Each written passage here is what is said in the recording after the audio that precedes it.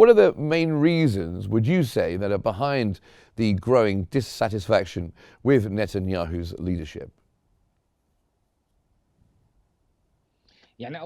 Firstly, his failure on the 7th of October and his failure of managing the war and not to release the detainees in a way that should be smoothed, and preferred the military choice and considered that killed the number of detainees. So the public opinion in Israel is demanding Netanyahu's resignation and held responsible, and is trying to hold the security forces the failure due to all the resignation as he wants to escape a failure. What shows up of the scenes that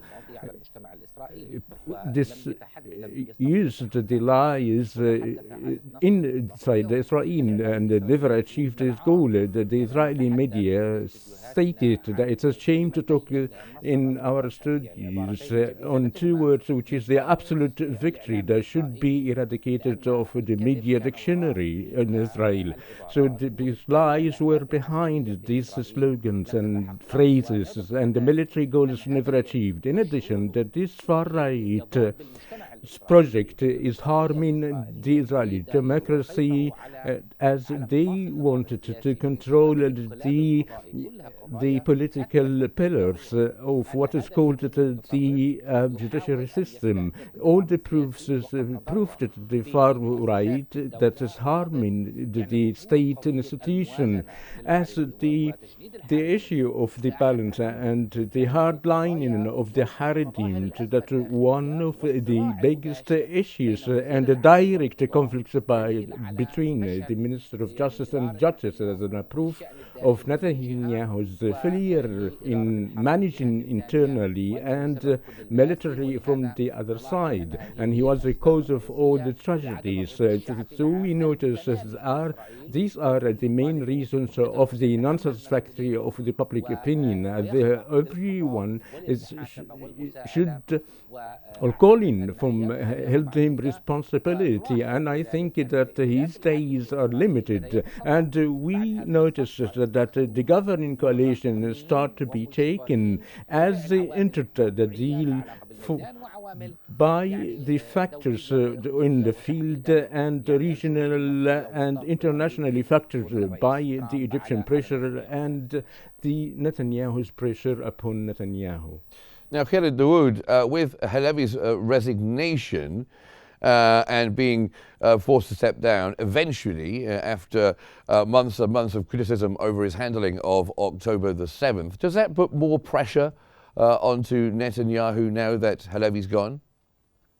Well, thanks for having me again, Mark. I mean, indeed, you pointed to probably to one of the most important factors in the increasing calls for Mr. Netanyahu's resignation after the truce between Hamas and Israel went into effect.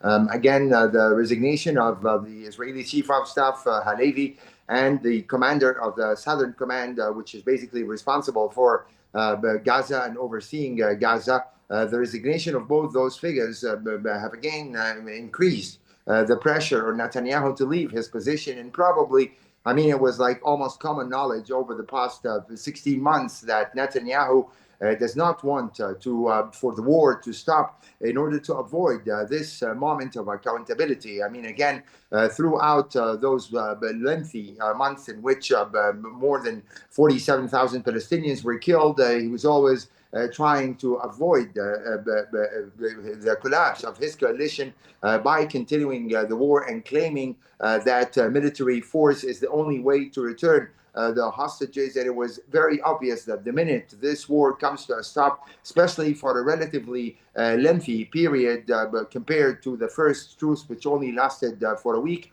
the minute the fighting stops, there's going to be this increasing calls for accountability for Mr. Netanyahu. We've not only seen the resignation of Halevi and the commander of the Southern Command, but also the increasing demands for the formation of a state commission to investigate the October 7 attacks, which is something that has been bizarrely delayed for those past 16 months now.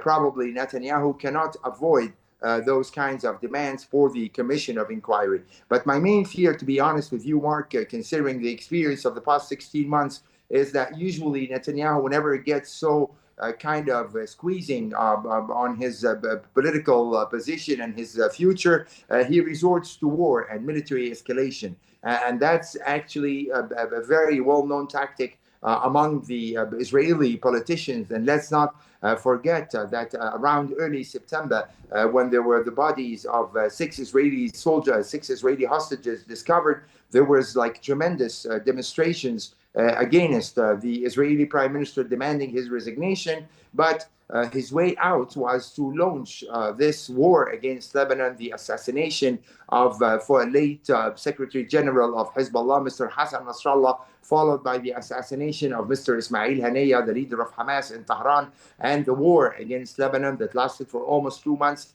So usually the fear, in my opinion, is that facing all those kinds of internal pressures, he might resort to both to the pressure of the extremist, let me say even terrorist members of his own cabinet, such as Ben Gvir and Smotrich, to resume the war in Gaza immediately after the first stage of 6 weeks, of 42 days. So that's one actual fear. And we've already seen, Mark, the delay in the withdrawal of the Israeli troops from South Lebanon. So which might lead to some sort of escalation, heating up of the border again between Lebanon and Israel. So any military escalation at this stage will probably be administered and encouraged by Netanyahu to avoid this increasing calls of accountability after the ceasefire went into effect on January 19.